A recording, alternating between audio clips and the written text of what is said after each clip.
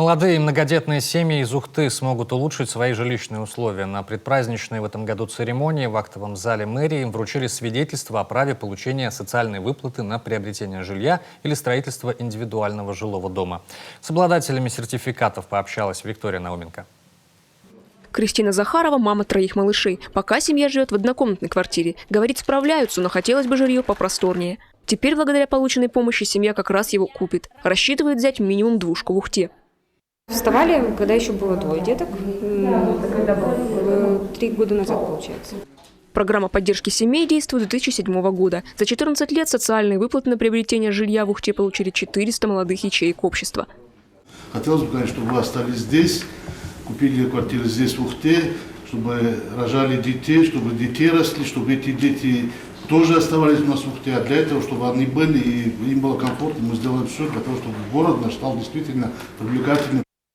В первую очередь в списке включают тех, кто встал на учет как нуждающийся в улучшении жилищных условий до 1 марта 2005 года, а также имеющих 3 и более детей. В списке на этот год таковых 9 семей. Чтобы попасть в программу, необходимо соблюсти несколько условий. Одно из таких – гарантия платежеспособности семьи. Претендентам необходимо подтвердить наличие средств в размере 65% от стоимости нормы жилья. Есть и другие.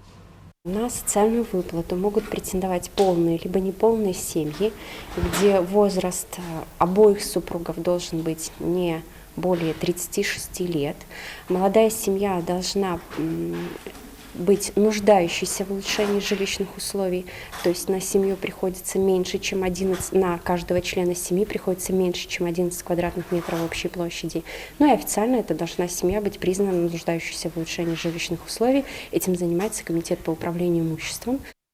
Величина социальной выплаты складывается из средств местного, республиканского, федерального бюджетов и зависит от количества членов семьи и среднерыночной стоимости квадратного метра. Так, в этом году это 584 148 рублей на семью, состоящую из 2 супругов. А вот семья из 6 человек может претендовать и на 1 752 445 рублей. Эти средства можно потратить не только на покупку квартиры, но и строительство индивидуального дома, погашение ипотеки и выплаты первого взноса.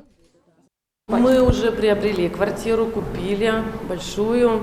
Мы очень рады, что немножко погасим ипотеку. В Ухте? Да, конечно, в Ухте. Очень нравится. Маленький город, все компактно, все аккуратно. В этом году в Коме планируется предоставить социальные выплаты на улучшение жилищных условий 69 молодым семьям. И Ухта в лидерах. Здесь социальную поддержку уже получили 38 семей из 165, вставших на учет до 1 июня 2020 года. Виктория Науменко, Павел Лагутин, телеканал Юрган, Ухта.